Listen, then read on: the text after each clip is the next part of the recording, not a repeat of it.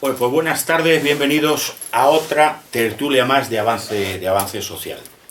Muchas gracias, como siempre os decimos a los asistentes, por estar aquí una tarde más entre diario, a las 8 de la tarde, que es complicado. Y como siempre saludar a todas las personas que nos ven desde YouTube, desde el canal donde grabamos todas nuestras actividades. La tertulia de hoy, como todos sabéis, os enviamos publicidad por correos electrónicos, por las redes, por WhatsApp, os inundo de WhatsApp a muchos. Se titula, y aquí así hay que ponerse serio, El drama de Venezuela. Lo hemos titulado así, como sabéis, siempre luego hay unos subtítulos, nos preguntamos o afirmamos cómo se ha generado, está dividida la sociedad, de qué factores cabe esperar la solución. Bueno, de este tema tan dramático que sucede en un país hermano de España como es el pueblo venezolano, Venezuela, nos van a hablar dos personas que son venezolanas. Por un lado es Vanessa Pineda, que es la presidenta, si no me equivoco, de Una Medicina para Venezuela, que es una asociación, es un proyecto que ya lleva 4 años, si no me equivoco, efectivamente, que es de ayuda humanitaria. Pues cuando pasaron todos los sucesos de Venezuela, pasó lo que pasó con los gobiernos, que ahora nos lo van a explicar muy bien, tanto Vanessa como Adolfo, que ahora presentaré, pues se puso en marcha a realizar esta serie de servicios humanitarios, porque en el país era muy complicado de todo, pero si de todo era complicado, más complicado el asunto de las medicinas, de que todo el mundo estuviera con la medicina que tuviera que tener estando enfermo. Todo esto está, el embajador de esta asociación o de esta ONG es Carlos Baute, colabora con el artista, el cantante Carlos Baute, colabora con ellos para la recogida de medicinas, de eventos, él participa con su voz, con sus interpretaciones y demás. Ella es la presidenta de Una Medicina para Venezuela. Y luego, por otro lado, está nuestro amigo Adolfo Martini. ¿Está bien? Sí, bien. Como el verbo. Bien, eso está bien, eso nos gusta. Eso es el toque mejor que hay de este tema de hoy. Es el vicepresidente de ASEVED, que es la Asociación Española Venezolana por la Democracia. Correcto. Bien, es una asociación que se ha puesto enfrente de lo que ha pasado y está solicitando ayuda, solicitando apoyos, pues para que ese régimen termine cuanto antes y ese país tan hermoso y tan rico en tantas cosas como es Venezuela, pues pueda salir adelante. Yo me voy a callar ya y voy a dar paso a Adolfo, después hablará Vanessa y después, como sabéis, habrá un turno de preguntas o de posiciones de los asistentes a la mesa. Así que, Adolfo, por favor. Bueno, pues nada, muchas gracias. Primero que nada, agradeceros a todos por la invitación, ¿vale? La ASEVED, como bien comentabas, es una asociación de activismo político, ¿vale? Que lo que busca es la defensa de la democracia y de los derechos humanos, no solamente en el ámbito de Venezuela, sino también en el ámbito español. Hay que recordar que nosotros somos hispano-venezolanos, es decir, nacimos en Venezuela, pero somos españoles también, nuestros padres, nuestros abuelos, o incluso muchos de nuestros socios, pues son, por el tiempo que llevan en España, pues ya son españoles, ¿no? Entonces realmente nuestra misión es recuperar la democracia que se ha perdido en Venezuela, pero también contribuir a conservarla y a preservarla en España, ¿no? Porque hay algunos factores desestabilizadores de la democracia en España, ¿no? Hay muchos en este momento. Entonces, un poco una de las preguntas de la tertulia, que es muy importante, sobre todo para que todos lo tengamos claro, y sobre todo la gente joven lo tenga claro, es cómo hemos llegado hasta aquí. O sea, cómo Venezuela, como decías tú, un país con unos recursos naturales impresionantes, con un potencial turístico enorme, con un grupo de profesionales tan grande, ¿no? En Venezuela hay médicos, ingenieros, arquitectos, de todo tipo, con un capital humano tan importante, pues hoy está en la situación realmente ruinosa, realmente dramática en la que está. Pues eso pasa básicamente por un fenómeno que es el populismo. O sea, el populismo puro y duro. En este caso, un populismo de extrema izquierda, ¿vale? Porque hay muchos tipos de populismo. Hemos visto estamos viendo, ¿no? Porque estamos como en una especie de era del populismo, ¿no? Populismos de extrema izquierda, populismos de extrema derecha, populismos independentistas, estamos en la era de los populismos, ¿no? Los venezolanos tuvimos la desgracia de cometer un error histórico en el año 1995-96, que fue indultar a un militar golpista, a un militar que había dado un golpe de Estado armado con armas, en el que hubo muchas personas fallecidas, hubo muchas personas que murieron en esa intentona golpista, que fue Hugo Chávez. Entonces, Chávez pues sale de la cárcel y es asesorado por personas de extrema izquierda, ¿no? Y con mucha relación con Cuba, ¿no? Y se aprovecha de un momento histórico muy álgido que estaba viviendo Venezuela, que era el hartazgo de los partidos tradicionales, ¿no? Una situación muy parecida a la que teníamos en España cuando estalla la crisis, ¿no? En el año 2009, 2010, 2011, ¿vale? Entonces, Chávez utiliza esa situación para él enarbolarse como el gran Mesías, ¿no? El hombre fuerte que va a acabar con la corrupción, que va a acabar con la desigualdad, que va a acabar con todos los problemas de Venezuela, ¿no? Y lamentablemente la gente también, hay que decirlo, que una parte de responsabilidad la tienen los partidos tradicionales por los niveles de corrupción, por los niveles de desigualdad, por los niveles de falta de inversión en muchos sectores. Pues bueno, la gente ya harta de esa situación que ya se venía prolongando durante décadas, durante 30, 35 años, pues decide darle un cheque en blanco a Hugo Chávez, ¿vale? Hugo Chávez gana las elecciones, las primeras, las del año 98, de forma legítima, ¿vale? Tampoco fue de forma abrumadora, porque tampoco sacó el 80% de los votos, sacó el 56% de los votos, con lo cual, bueno, sí, ganó, pero tampoco fue una victoria apabullante, ¿vale? Y desde ese momento, Chávez pues empieza a quitarse de encima a los intelectuales, porque hay que decir que a Chávez lo apoyaron muchos intelectuales, que también fueron muy ingenuos, ¿no? Pero bueno, y una vez que Chávez llega al poder, empieza poco a poco a cambiar el perfil de su gente y a sustituir a personas intelectuales, que sí que tenían una preparación, una formación, por gente mucho más radical, por gente mucho más ideologizada, ¿no? Y por gente de muy poca formación, ¿no? Que ya no tiene un perfil profesional, sino que ya tiene un perfil más partidista, más político, ideológico, ¿no? Y cada día se deja influenciar más por el ámbito cubano, ¿no? Por el régimen cubano, por la dictadura cubana, ¿no? Entonces empiezan a aparecer, como ahora en México, pues los famosos médicos cubanos, ¿no? Que van allí supuestamente a hacer una labor médica, cuando en realidad lo que van es a asesorar y a supervisar a las instituciones del Estado. Y además empiezan a tomar, a partir del año 2002, empiezan a tomar una serie de medidas muy populistas y que empiezan a perjudicar directamente a la economía del país. Empieza, por ejemplo, a dictarse leyes sobre las leyes de expropiación, para expropiar tierras. Primero empezó con la famosa ley de tierras. Esa ley de tierras fue muy injusta, porque además se utilizaba un criterio muy relativo para expropiar tierras, ¿no? Para expropiar fincas agrícolas, tierras para la ganadería. Entonces, de hecho, muchos españoles fueron expropiados de forma injustificada, ¿no? Porque simplemente por un criterio político, por un criterio ideológico. Eso, a su vez, empieza a producir una serie de reacciones lógicas en la sociedad venezolana, porque, lógicamente, pues la gente se empieza los empresarios, la patronal, en fin, empiezan un poco a protestar, y es cuando se empiezan a producir las primeras manifestaciones multitudinarias en Venezuela. Nos tenemos que remontar al año 2002, ¿vale?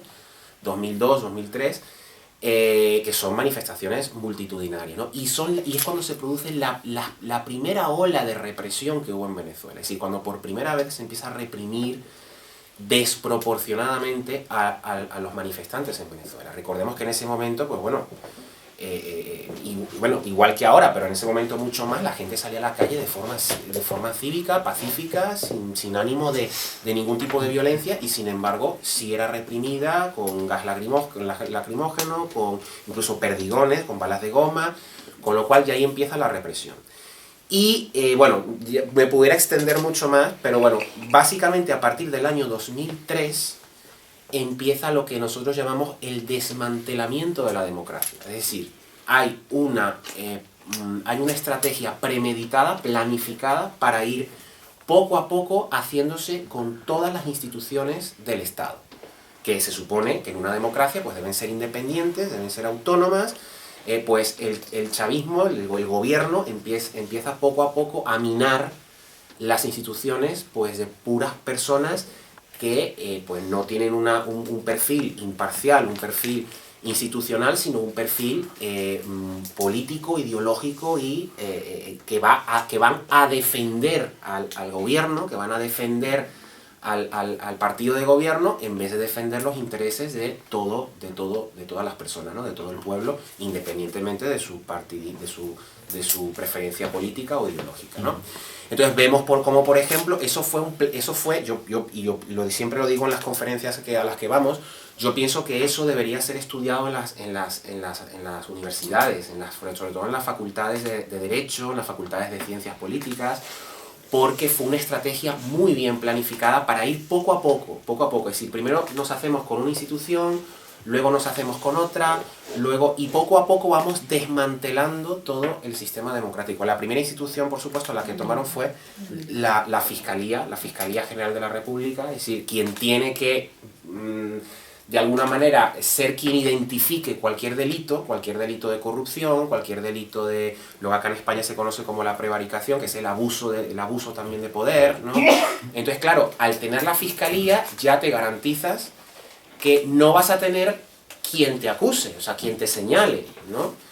Posteriormente ya se hicieron con la justicia, o sea, con el Poder Judicial, o sea, ya los jueces eran elegidos con un criterio político.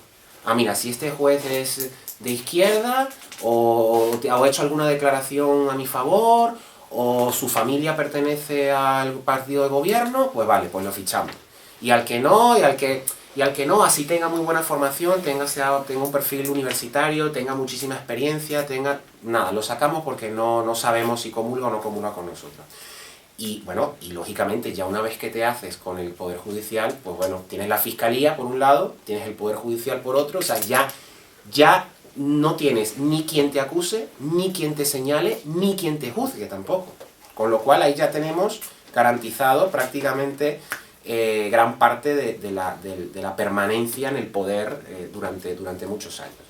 Al mismo tiempo, simultáneamente a esto, se produce la corrupción, o sea, se produce un fenómeno que es la politización de las Fuerzas Armadas, ¿vale? Cosa que en Venezuela tenía una Fuerza Armada totalmente independiente, totalmente apolítica y totalmente institucional. Es decir, los militares venezolanos, esos mismos que metieron preso, que derrotaron la intentona golpista de Chávez y lo metieron preso, pues tenían un perfil institucional. Es decir, un militar en Venezuela ni se le ocurría hablar de política, ni se le ocurría meterse en política, porque no le correspondía, porque estaba allí para defender pues la soberanía nacional y custodiarla y guardar la institucionalidad del Estado. Pues Chávez empieza poco a poco, claro, y ahí con mucha más facilidad, porque el gobierno sí que tiene, como todos los gobiernos, ¿no?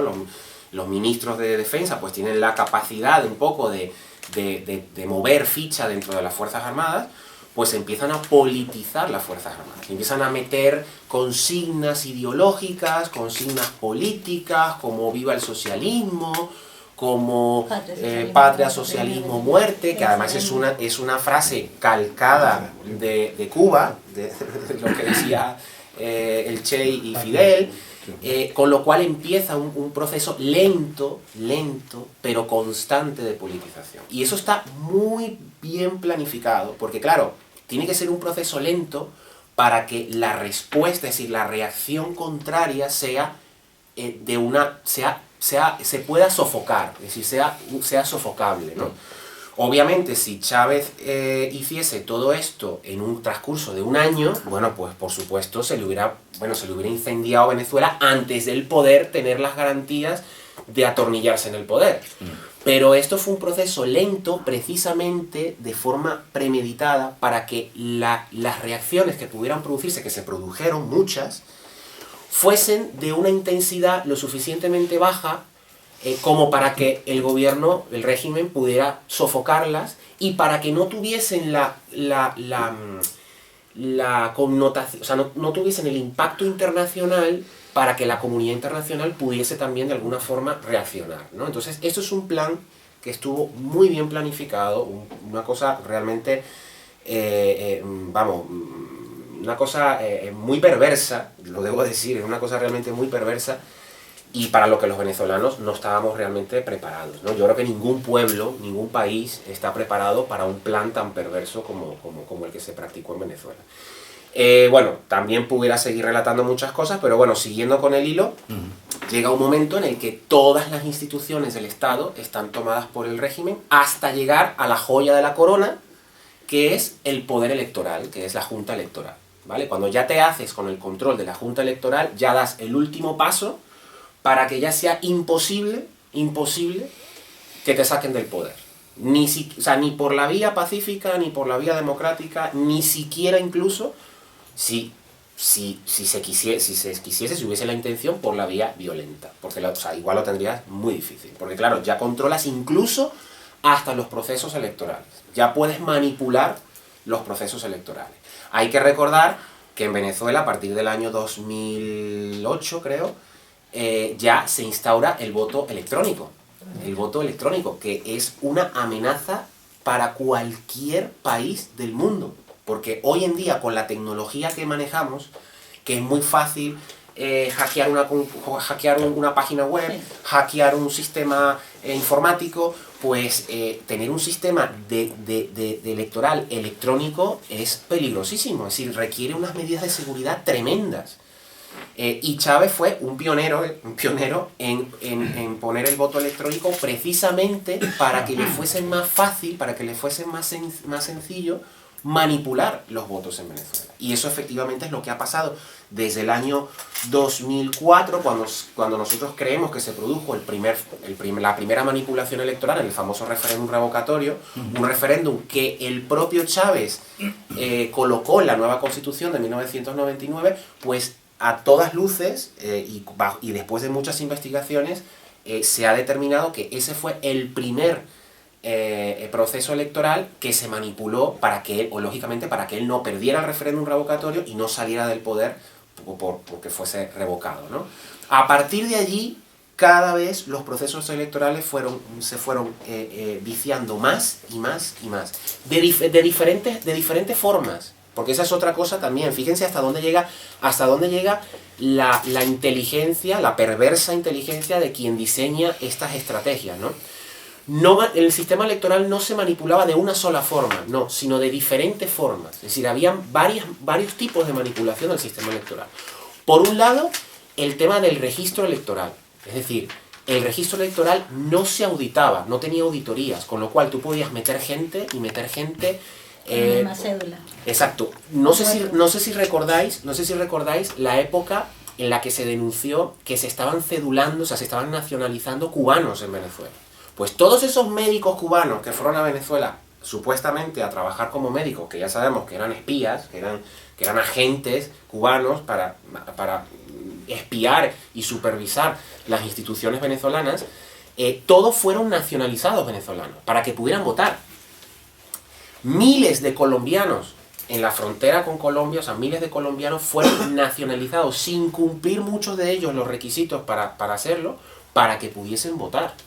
Muchos chinos que emigraron a Venezuela, claro, no tanto como... Ahora no, porque ahora ya más bien se están regresando a China los pobres. Pero en ese momento muchos chinos que emigraban y llegaban a Venezuela a montar negocios, bueno, igual que acá en España, eran nacionalizados venezolanos sin cumplir con los requisitos de ley para que pudiesen votar. Entonces, por un lado, el registro electoral estaba lleno de gente a la que se le daba la nacionalidad venezolana con la condición de que votaran a Chávez. Por otro lado teníamos el tema de las auditorías que no se realizaban, ¿vale? O si se realizaban supuestamente de forma aleatoria y no era aleatoria, era en sitios donde ellos sabían que podían hacer las auditorías sin que hubiese ningún tipo de fraude. Todos los demás centros electorales, es decir, ellos seleccionaban los sitios donde iban a hacer las auditorías, y luego el sistema electrónico. Es decir, que a la hora de totalizar los votos, pues mira, yo podía a lo mejor pues, cambiar 200.000 votos, 300.000 votos, 400.000 votos. Incluso en la última elección fraudulenta de la Asamblea Constituyente ilegal e ilegítima que hubo en Venezuela, la propia empresa Smartmatic, la propia empresa reconoció que había 1 millón de votos fraudulentos. O sea que cada día fue a peor, ¿no? La manipulación de los procesos electorales en Venezuela. Entonces, bueno, por eso hemos llegado a donde hemos llegado. Hemos llegado a un punto en el que el Estado venezolano está totalmente secuestrado, todas las instituciones están secuestradas por la dictadura. Incluso las instituciones privadas también han sido amenazadas y reprimidas por la dictadura. En Venezuela ya no hay medios de comunicación independientes. O sea, el medio de comunicación privado que no se pliegue a la dictadura y no se autocensure, pues es multado, como pasó en el caso de Globovisión. Globovisión era un medio de comunicación privado muy crítico con la dictadura de Chávez y de Maduro, y llegó un momento en que le pusieron tantas multas que arruinaron el canal. Y luego el canal tuvo que ser vendido, adivinen a quién, a un chavista, a un empresario de maletín chavista. Entonces, igual pasa con El Nacional, o sea, el diario Nacional, que es un diario que tiene, no sé, 40, 50, 60 años de historia, una cosa impresionante. Pues igual le fueron poniendo multas y restricciones y tal, no le dejaban ni siquiera importar el periódico, para poder imprimir, le restringían de forma totalmente política, o sea, de forma totalmente sin ningún tipo de criterio, sino el criterio político, ideológico de represión. No le dejaban acceder a las divisas necesarias para poder importar el papel para poder imprimir el periódico, con lo cual tuvo que echar el cierre, al menos la edición física, la edición en papel, tuvo que echar el cierre hace muy poco tiempo, por cierto, hace 5 o 6 meses. Entonces ya Venezuela es un país totalmente secuestrado por la dictadura. Y bueno, y así llegamos a donde estamos, pero es que incluso ha ido a peor, porque ahora ya no solamente tenemos una dictadura, sino tenemos una dictadura criminal, tenemos una dictadura de asesinos, una dictadura que no tiene ningún tipo de escrúpulo en encarcelar y torturar a la gente.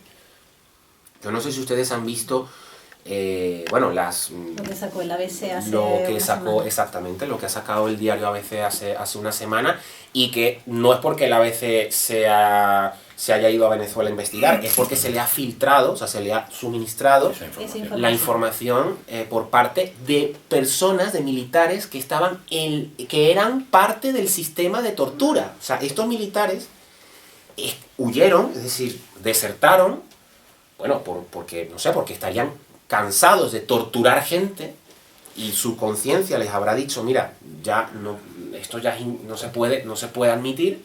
Desertaron, y son quienes han entregado las pruebas y han declarado que en Venezuela hay centros de tortura. Y no solamente tortura física, tortura psicológica.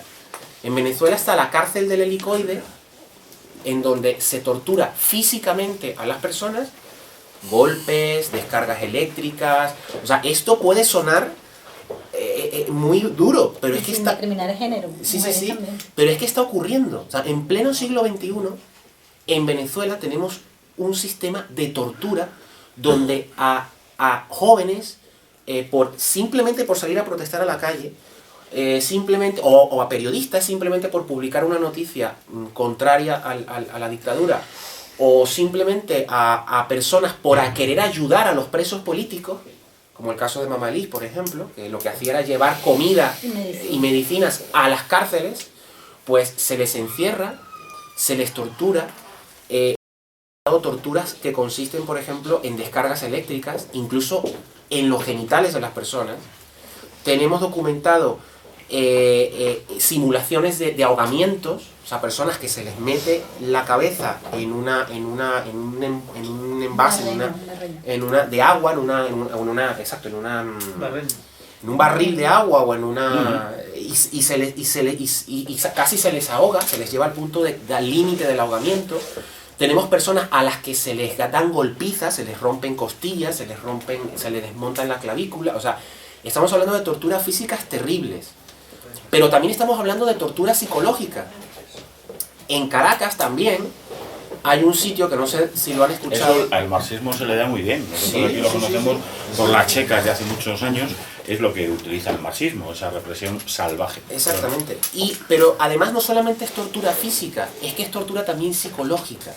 En la misma Caracas, y pongo la comparación para que veáis hasta dónde llega lo sofisticado del sistema de perversión criminal que hay en Venezuela, de la dictadura venezolana, es que en la misma ciudad, en Caracas, en la capital, hay una cárcel donde se tortura físicamente y hay otra cárcel donde se tortura psicológicamente.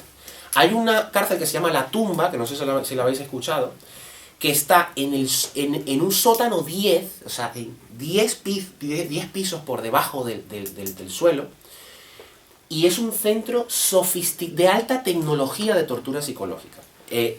Laurent Salé, el joven que está aquí en España, que fue liberado y que ahora está acá en España y que estuvo tanto en el Helicoide como en La Tumba, relató ambas cómo es la tortura en ambos lugares. E incluso llegó a decir que era menos doloroso o menos dañino la tortura física que la tortura psicológica, porque relató que cuando estuvo en La Tumba estuvo encerrado en una habitación con luz blanca, con todas las paredes blancas, durante meses, incomunicado, sin poder hablar con nadie. Le pasaban una bandeja de comida como si fuera un perro, un animal. Comía, hacía sus necesidades, pero no tenía contacto físico, ni verbal, ni comunicación con ninguna persona durante meses.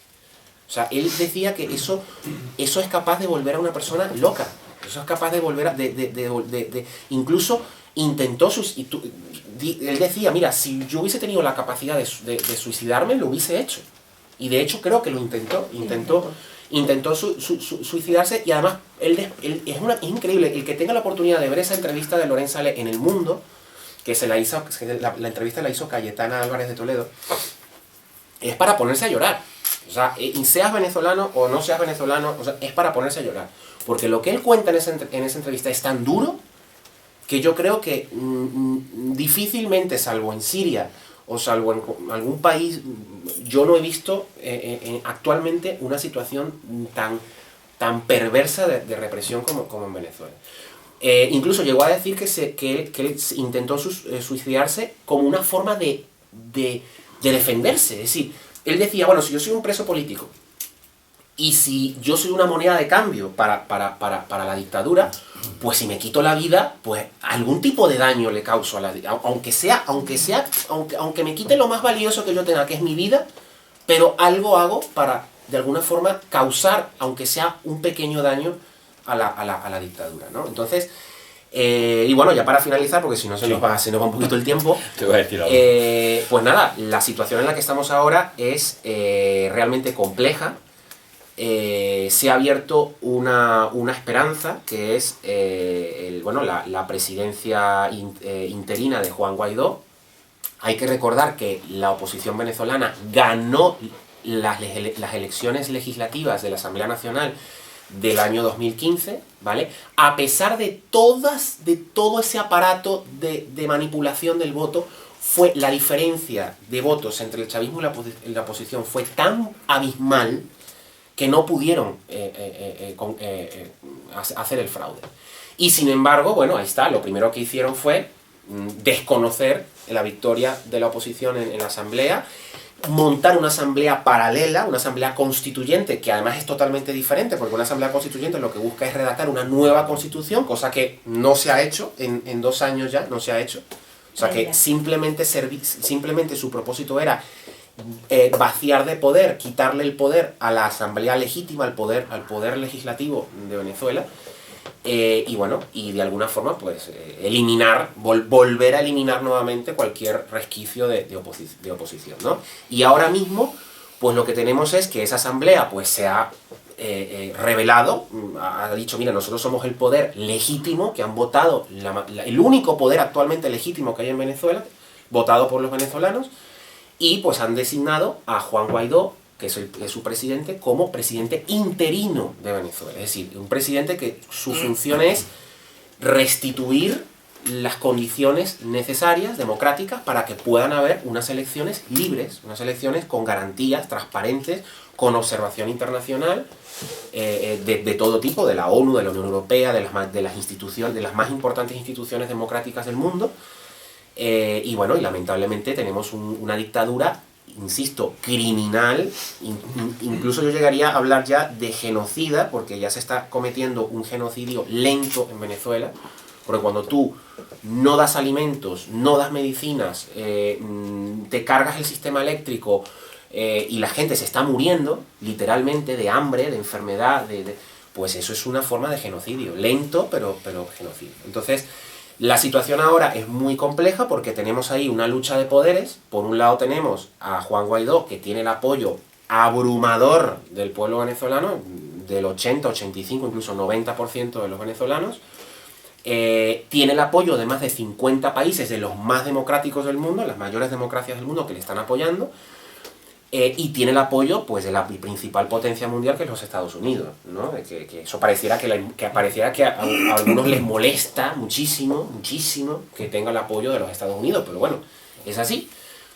Y por otro lado, pues tenemos a una dictadura criminal, a unos criminales, a unos asesinos, que no se quieren ir, que están atornillados al poder, y además sin ningún tipo de escrúpulo, que no les importa que la gente se esté muriendo, y que lamentablemente cuentan con el apoyo de potencias extranjeras que siempre han apostado por las dictaduras en el mundo, como son Rusia y China. Entonces, y bueno, y por supuesto de Cuba. Entonces, bueno, vamos a ver qué pasa. Yo no me atrevo a vislumbrar cuál es la salida. Yo lo que sí creo es que hay un proceso que es irreversible, o sea, este proceso que se está dando es irreversible, y creo y espero que así sea. Y ojalá que no tengamos que llegar a la intervención militar, ojalá que no, pero ante unos criminales que no tienen ningún tipo de escrúpulos, que no les importa ni las sanciones que les apliquen, ni que la gente se esté muriendo, ni que... O sea, pues yo creo que al final es muy probable que tengamos que llegar a eso, ¿no? Y ahora vamos a explicar, si quieres, más un poquito después, cuando ya estemos en la tertulia, sí, vamos a explicar... Sobre todo eso para que le quede un poquito sí, de tiempo. Vamos a explicar que, bueno, que es legítimo, que una intervención militar por razones humanitarias es legítimo. Es legítimo porque los derechos humanos, la soberanía de los países no puede estar por encima de los derechos humanos y de la vida de las personas, ¿vale? Adolfo, muchas gracias por tu intervención, aunque luego en el turno de palabra, claro que vas a poder. Vanessa, adelante, por favor. Bueno, antes que nada, buenas noches. Gracias, Jesús, por la invitación. Aunque llegamos un poquito tarde, pero hemos logrado. Son gajes del oficio. Sí. Bueno, yo voy a hablar de una medicina para Venezuela, ¿vale? En el 2015, desde la ACB, donde también soy presidenta, creamos un programa de ayuda humanitaria debido a muchas solicitudes que nos hicieron desde Venezuela, en este caso una ONG que se llama Codevida y otra ONG que se llama Acción Solidaria. Nosotros, ¿qué hacemos desde aquí de España? Lo que hacemos es prácticamente recolectar ayuda, hacemos varios eventos para tratar de ayudar a las personas que en Venezuela realmente lo necesitan. Estas noticias que ustedes están viendo ahora aquí, que no hay medicina, esto nosotros ya lo sabíamos en el 2015. No es un secreto para nosotros, todas las personas que se han muerto por falta de medicamentos. Ejemplo, nosotros llevamos muchos medicamentos para trasplantados que han perdido su trasplante porque no tienen la medicación. Tuvimos muchos casos en el 2015-2016 que a ver, a nosotros nos cuesta mucho, donaciones conseguimos siempre, donaciones aquí, lo que es la gente de COFARES, Tecnimen y muchas instituciones españolas nos apoyan. A nosotros lo que nos cuesta es la parte del envío. Y realizamos varios eventos para poder pagar esa parte y llegue en barco o si es muy muy urgente se envía por avión. ¿Qué decir de Venezuela? De todo lo que ha pasado y todas las muertes. Hay más de 400.000 personas con enfermedades crónicas. En Venezuela han aparecido en los últimos 3 años enfermedades que estaban desaparecidas como la sarna, la malaria, en la misma parte indígena, porque todavía nosotros en nuestro país tenemos indígenas. O sea, esa gente no tiene ningún tipo de atención médica. ¿Qué ha pasado también? En Colombia, hace un par de meses, nos habían avisado que el que era el director de la Seguridad Social, como decía la Seguridad Social aquí de España, ahora está pidiendo asilo, es un militar, está pidiendo asilo en Colombia y ahora sí está hablando todo lo que ha sucedido desde el 2015. Yo personalmente pienso que esa persona no tiene ni derecho ni a una amnistía ni que tenga asilo en ningún país, porque él es el culpable también de todas las muertes que ha pasado en Venezuela. ¿Qué ha pasado también con todas estas personas que nosotros les enviamos la ayuda humanitaria, que son ONG registradas en Venezuela, como nosotros también estamos registrados aquí?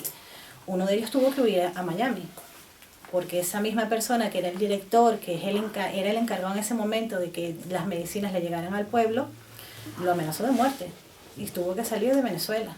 Él ahora está pidiendo asilo en Estados Unidos, siendo una persona que defiende los derechos humanos. ¿Qué nosotros pedimos aquí al gobierno español y a las personas que nos puedan colaborar? Que yo soy sociedad civil, yo no soy política y lamentablemente a raíz de todo lo que ha pasado no soy segura ya de nadie. Soy segura de mi gente que se está muriendo allá porque ciertamente es lo que pasa. Y es muy poquito lo que pueden ver por las redes. A lo mejor no me puedo extender mucho aquí de explicar cómo se ha muerto la gente. Hay mucha gente que se ha tirado de los hospitales por las ventanas porque no tiene medicación. Audios que me llegan a mí todo el tiempo de médicos que tenemos allá, que porque eso es otra cosa, para nosotros enviar la ayuda humanitaria y introducirla, como siempre lo dice Carlos, nosotros parecemos narcotraficantes. Pero yo digo, yo no estoy cometiendo ningún delito, o sea, se necesita enviar la ayuda y se necesita enviar. Y yo sí siempre lo digo, yo no voy a esperar que un gobierno o un presidente de otro país tome la decisión de hacerla cuando uno como sociedad civil lo puede hacer. Eso sí, de manera privada. Carlos siempre lo dice, que nosotros somos narcotraficantes, pero es que tenemos que ayudar. O sea, en los hospitales, como los médicos que nosotros tenemos contactos, cómo lo introducen en los ambulatorios. Pues sencillamente, y a mí no me da vergüenza decirlo, los meten en mochilas. Los meten en mochila para que la gente pueda tener su medicación, porque lamentablemente en los hospitales no hay nada. Lo último que ha pasado... Porque hay que recordar que, fíjese hasta dónde llega la perversión, hasta dónde llega, que los directores de los hospitales tienen prohibido, bueno, so pena de cárcel... Ni pensarlo. Tienen prohibido recibir cualquier donación de medicamentos y de insumos, con lo cual lo que nosotros enviamos pues llega a esas ONGs y esas ONGs luego tienen que introducirlas en los hospitales y en los ambulatorios, como dice Vanessa, en mochilas, es decir, a escondidas para que no les descubran. O sea, es una cosa de verdad increíble. Entonces, no es posible que nosotros...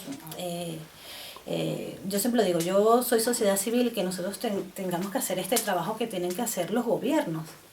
Yo he tenido la oportunidad de trabajar en muchas cosas con la Comunidad de Madrid. Por supuesto, estos son puentes y lugares que uno va abriendo y van viendo el trabajo que uno va realizando. Siempre lo digo, esto es de manera privada, todas las ayudas que se envían es de manera privada, pero sí necesitamos que esto no se utilice ahora, lo que es la ayuda humanitaria para Venezuela, en un tema político. O sea, yo me he sentado con todos los partidos aquí españoles, excepto a 2 que no voy a nombrar, pero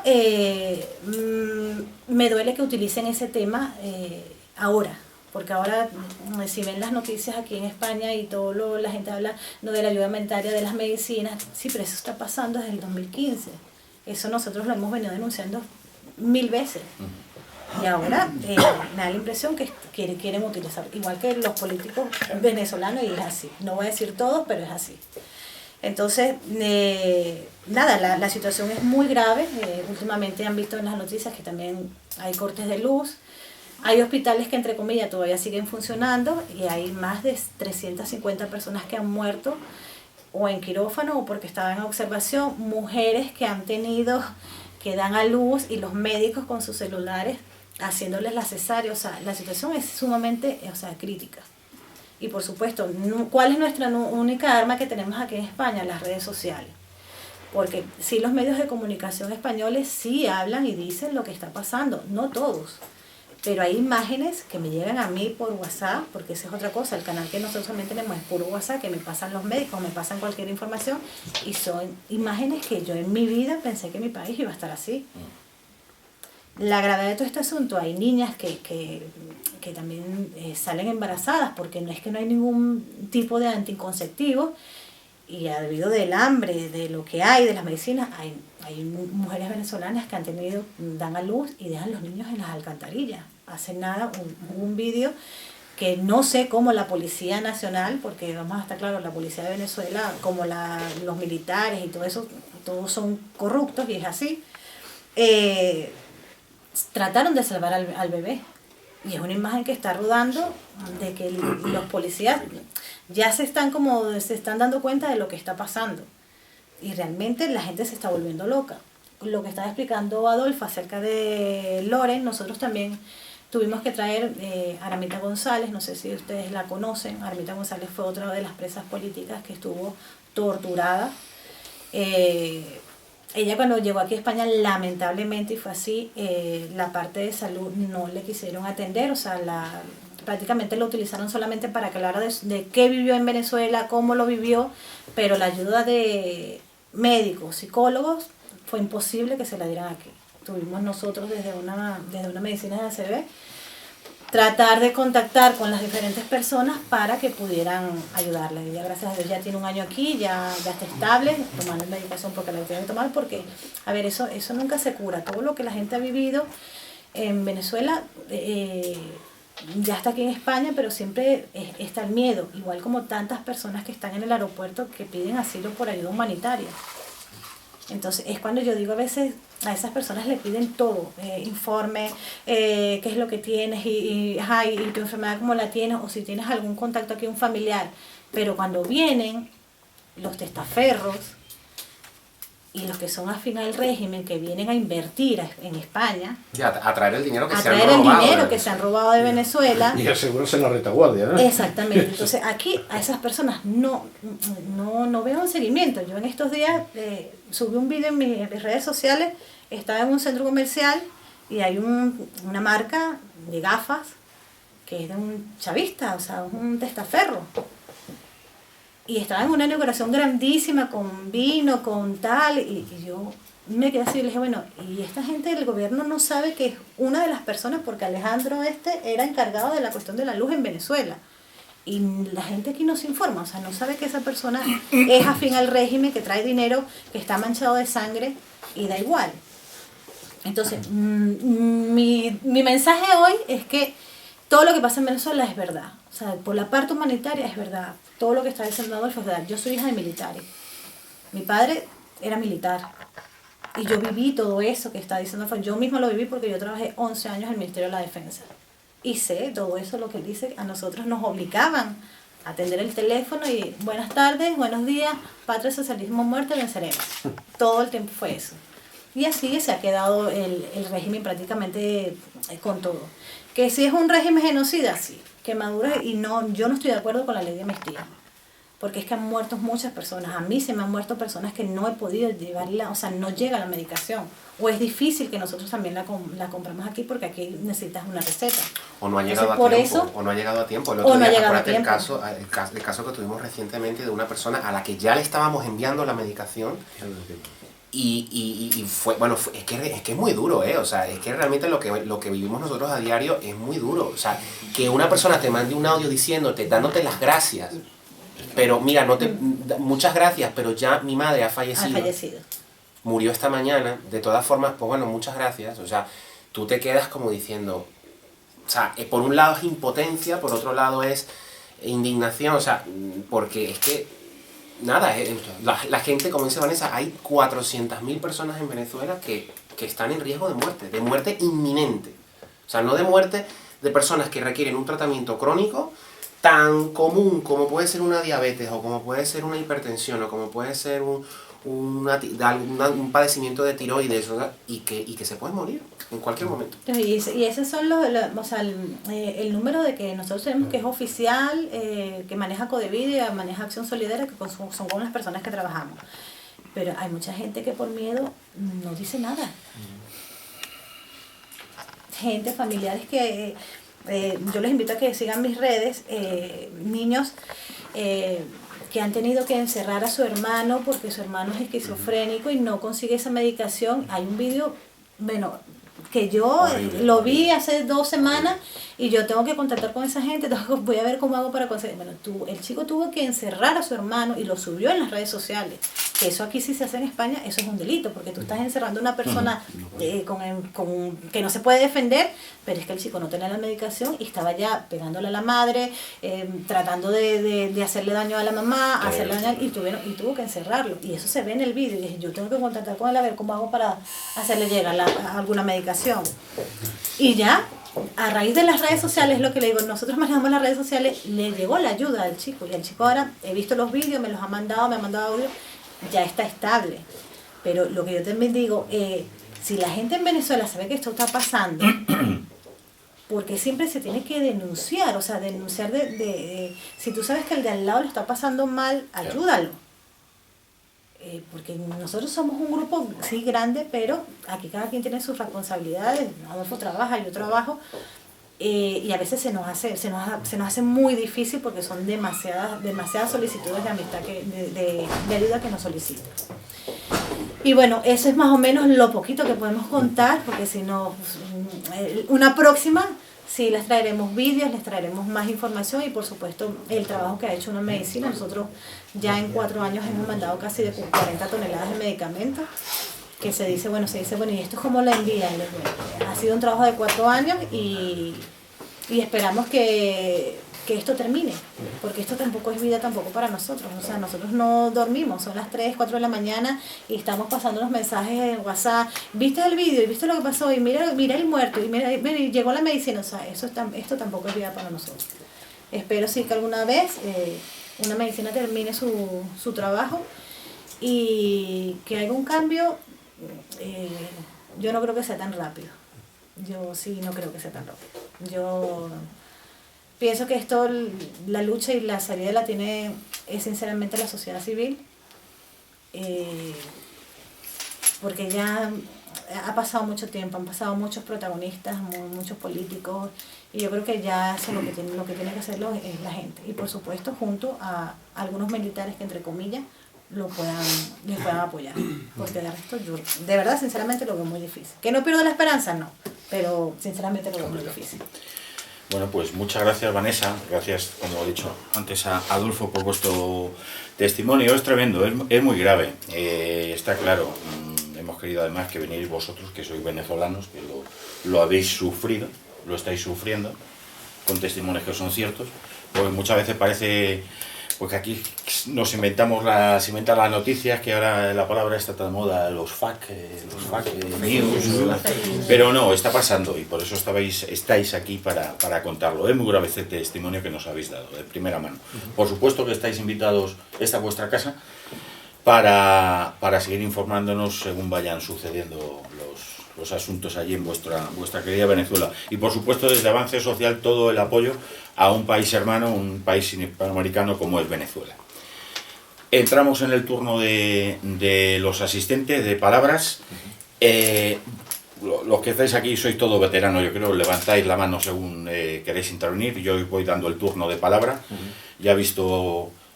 Hay una norma que el primero que levanta la mano, aquí también somos muy demócratas, es el presidente, entonces el presidente es el primero que habla. Después Juan. Adelante, Fausto. No, nada, simplemente un par de cosas que se me han ocurrido y una pregunta final. Vamos a ver, a mí me parece que este es un ejemplo clásico del partido lanzado a la sustitución del Estado. El Estado se vacía de sus elementos gestores, de sus elementos clásicos, de sus elementos conocedores, y se sustituye por... Aquí había un ejemplo muy claro de aquello de Pol Pot en Camboya, ¿no? Que se cepilló todo lo que pilló y puso a sus labriegos, a sus arroceros, que se conoce que era lo único bueno que había en aquel país. Y contaba la anécdota de que buscaron un ingeniero. Tú que tienes gafas, ven para acá, tú eres ingeniero. Sí, soy ingeniero. Pues echa a andar esta locomotora de vapor. Oiga, que yo soy ingeniero de telecomunicaciones. No tienen ni idea, fusilado. En fin. Y sobre todo por algo muy del elemento comunista cuando se impone, ¿no? Esto lo dijo Lenin. Bueno, si la realidad osa contradecirnos, hay de la realidad. Esto es lo que se está aplicando ahí de una forma, me da la impresión, vamos, por lo que habéis contado. Y ahora una pregunta que os hago. Esta dicotomía, perdón, este choque o esta dicotomía, Guaidó-Maduro, ¿es lo único que tiene políticamente fuerza ahora en Venezuela? ¿Hay alguna otra cosa que esté por allí? ¿Hay alguien que puede contravenir al régimen por otro camino? No lo sé. Bueno, eso es una pregunta interesante, porque no hay una respuesta clara, exacta, ¿no? Bueno, a lo mejor un poco clara sí, pero no tajante, ¿no? A ver, yo creo que en este momento sí, en este momento la dicotomía Guaidó-Maduro sí, ¿por qué? Porque afortunadamente hemos logrado lo que eso la posición venezolana ha tenido siempre ha cojeado siempre de esa pata, ¿no? Que es la pata de la unidad, de realmente cerrar filas en torno a un objetivo que es la salida de la dictadura. Entonces, por fin, desde que se ganaron las elecciones del Parlamento, de la Asamblea Nacional en el año 2015, hasta ahora, es decir, hemos perdido casi 4 años, por fin todo el mundo se ha aglutinado en torno a la figura de Juan Guaidó. Y todo el mundo le da la legitimidad que efectivamente tiene, porque es el presidente de la Asamblea Nacional y ha sido designado presidente interino por la Asamblea Nacional, por la mayoría de los diputados. Y bueno, y sí, en este momento la dicotomía es esa, es Guaidó-Maduro. Y bueno, ahora el régimen está jugando, la dictadura está jugando a la guerra del desgaste. Ellos están tratando de desgastar. Y claro, como no tienen escrúpulos, como no tienen ningún tipo de escrúpulos, en otra dictadura más convencional, pues bueno, hombre, si me están dejando sin dinero por las sanciones económicas, que por cierto, es muy importante, Venezuela hasta hace 2 meses no tenía ningún tipo de sanción económica contra Venezuela, tenía sanciones contra los miembros de la dictadura, eran sanciones individuales. Desde hace apenas 2 meses, lo digo porque uno de las grandes falacias, de las grandes mentiras, que yo no sé cómo salen en televisión diciendo esas barbaridades, de la extrema izquierda, cómplice de Maduro, es que Venezuela está así, sin alimentos, sin medicinas y ahora sin luz, porque por las sanciones de Estados Unidos y de la Unión Europea. Falso. En Venezuela no han habido sanciones contra Venezuela, o sea, contra el país, contra la economía del país, hasta hace apenas 2 meses.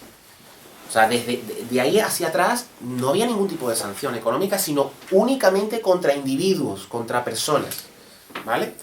Entonces, claro, como esta gente no tiene escrúpulos, pues claro, les da igual que la gente se muera de hambre, les da igual que la gente se muera enferma, les da igual que les sancionen, o sea, les da exactamente lo mismo. Entonces ellos están jugando al desgaste, a que la otra parte, que está contando con que esas sanciones surtan efecto, se canse, ¿no? Se canse, es una guerra de desgaste. Entonces, bueno, ahí es donde la oposición venezolana ahora, en este momento, tiene que demostrar esa unidad sin fisuras, esa unidad sin traiciones. Y por otro lado, pues lógicamente también está la opción militar, o sea, lo que hablábamos antes. Sí, evidentemente, nadie quiere una guerra en Venezuela, nadie. Empezando por los venezolanos, nadie quiere una guerra en su país. Pero, hombre, cuando la gente se está muriendo, igual que si hubiese una guerra, o sea, si estamos hablando de que ya hay una guerra en Venezuela, porque la gente se está muriendo, pues oye, yo creo que es legítimo una intervención militar puntual por motivos humanitarios, ¿vale? Eso se ha hecho en Yugoslavia cuando Milosevic, eso se ha hecho en Panamá cuando Noriega, eso se ha hecho, y esos países hoy en día son países prósperos, son países donde se ha recuperado la democracia y son países que no son el caso que habla de la izquierda de Irak o de Afganistán. Son escenarios totalmente diferentes, ¿vale? O sea, que se ha intentado manipular ese tema de la guerra, del no a la guerra, del no a la guerra, del no a la guerra, sí, pero es que cuando la gente se está muriendo, tú tienes que hacer algo. Es decir, tú no puedes dejar que a la gente la maten y que la gente se muera y no hacer nada. O sea, volvemos a lo mismo. Claro. Los derechos humanos tienen que estar siempre por encima de cualquier tipo de soberanía o de principio. Juan Villanueva. Sí, Adolfo ha hecho un exhaustivo repaso, y muy bueno además, de las causas de cómo la dictadura ha ido poco a poco escalando hasta conseguir todos los resortes del poder. Pero quizá hay uno que se nos ha pasado, Adolfo, que yo creo que es importante, que es la coyuntura internacional. Sabido es, por ejemplo, que las grandes revoluciones comunistas, la revolución soviética sobre todo, tuvo su razón de ser fundamental por la existencia de la Primera Guerra Mundial. Es decir, el mundo tenía muchos sitios donde mirar, el mundo tenía muchos sitios donde lamentarse y muchas heridas que curarse, y entonces de esa situación interna y externamente se aprovecha el comunismo y llega al poder. Probablemente en Venezuela ha ocurrido esto también un poco por la Primera Guerra del Golfo, a principios del siglo XXI, la Primera Guerra del Golfo, la asunción de Obama al poder tras varios años de otro presidente. Estaba el mundo mirando hacia otro sitio, sobre todo a Oriente Medio. Las guerras de Irán, de Irak, todo lo que allí ha sucedido, de Afganistán, no permitía. Entonces, de eso se ha aprovechado el régimen venezolano para arrollar todos esos resortes de poder y hacerse con ellos. Ahora, el mundo ya está mirando a Venezuela, sobre todo el gran hermano, que es el hermano del norte. ¿Cuál es la situación actual en el tema de la coyuntura internacional? Que Cuba, China y Rusia, los tres están ya en Venezuela porque saben que ahora sí que puede empezar realmente la caída del régimen, como consecuencia de que el mundo, la Unión Europea, el gran hermano del norte, todos miran ya a Venezuela.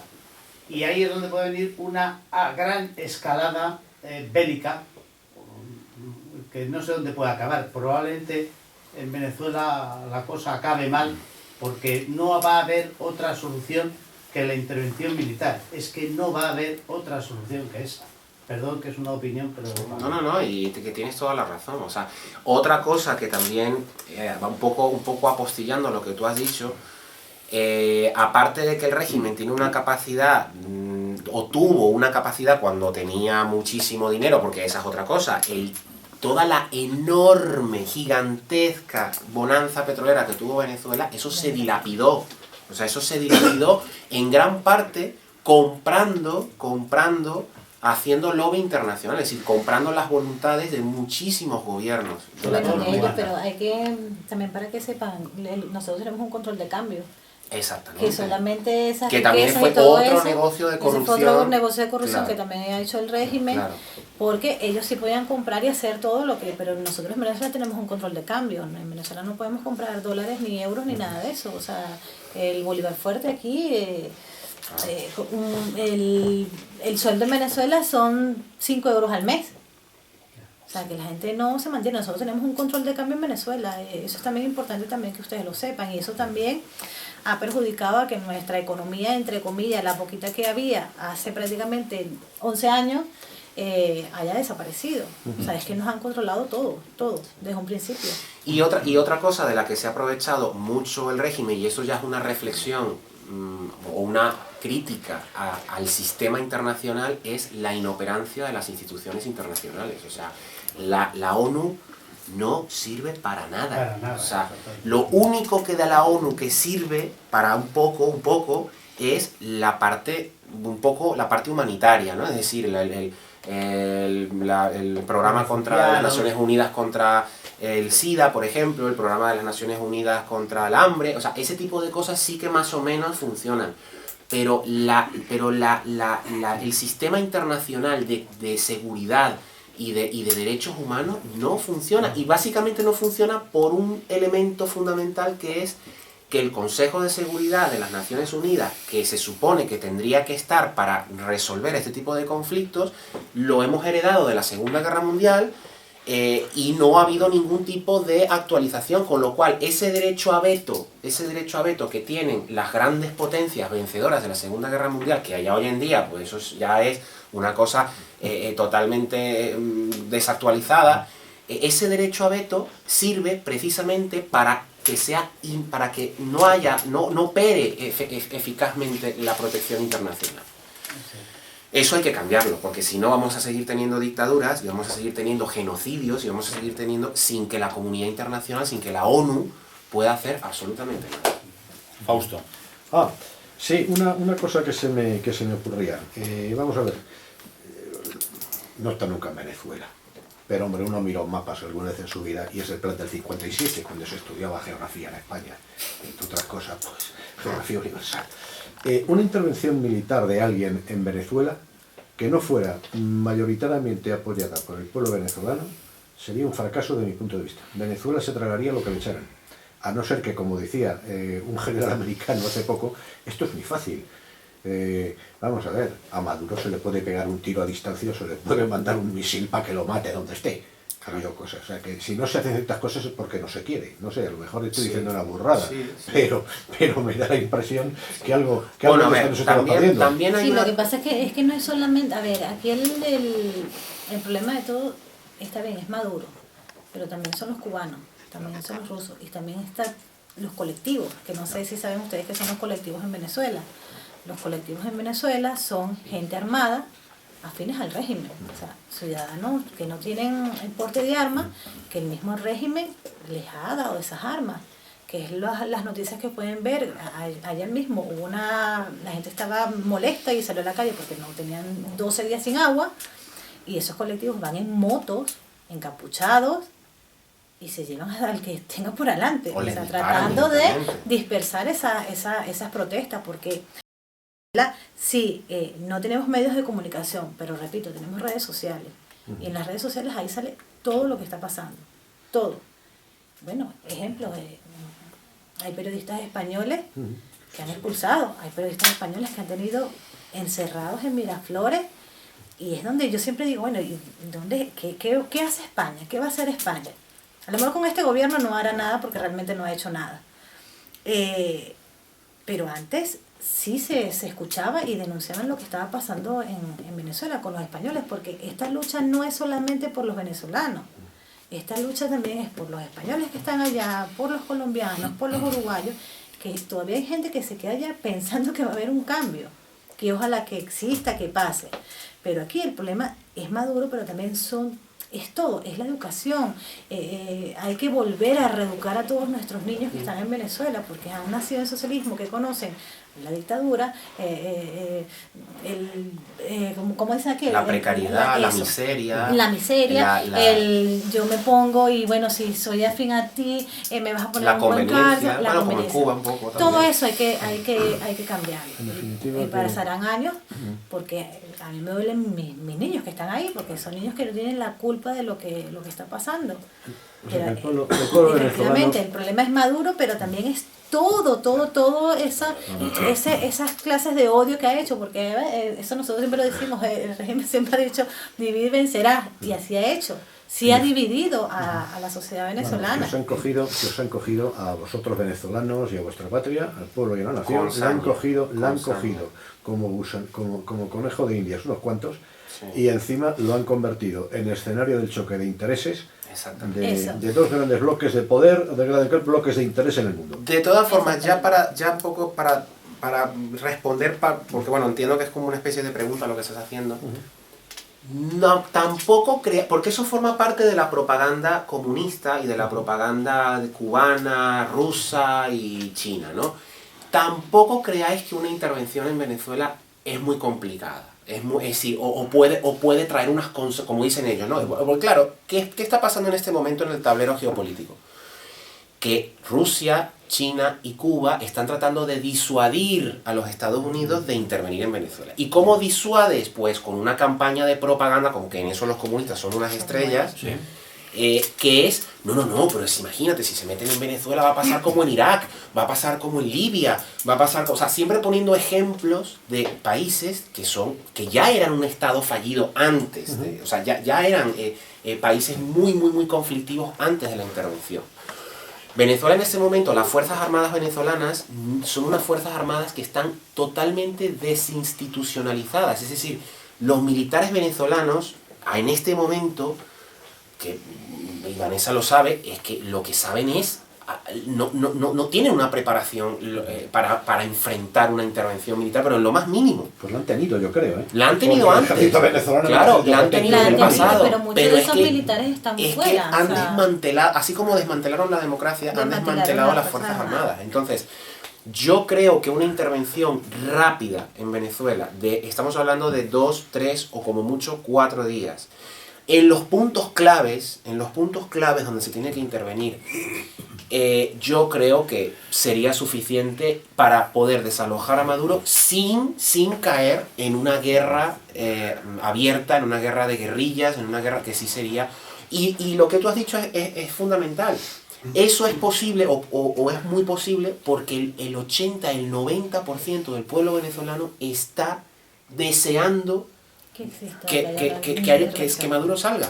Si tuviésemos una sociedad dividida como en la época de Chávez, que sí teníamos una sociedad partida por la mitad, 45, 55, 40, 60, 50, 50, vale, eso sí sería un riesgo enorme, un gran riesgo, ¿no?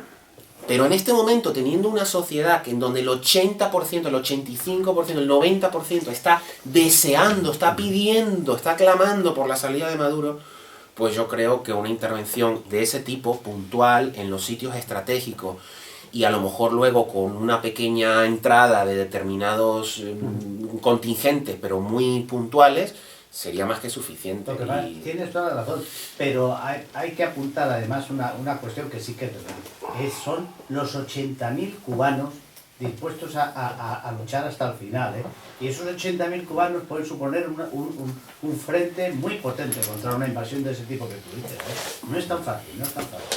Una vez que se instala allí Cuba, China y Rusia, no va a ser tan fácil, ¿no? No va a haber más remedio que hacerlo, pero no creas que va a ser tan fácil. Esa es mi opinión, ¿eh? ¿Alguna intervención más? ¿Lo dejamos aquí? Nos habéis dejado hechos polvo. A Sí. mí por lo menos. No, pero Es muy duro. Bueno, Pues comentaros, sí, el próximo sábado 6 de abril hay un evento de recogida de medicinas en el Heron City, ahí Enfrente, en La Roza, enfrente, ¿no? Por ahí sí. es. Sí, Una de las actividades de los eventos que hace Vanessa con su asociación de recogida de Sí, en Las medicinas. Rosas.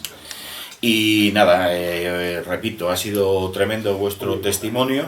Era importante que venezolanos vinierais para contarnos lo que sucede.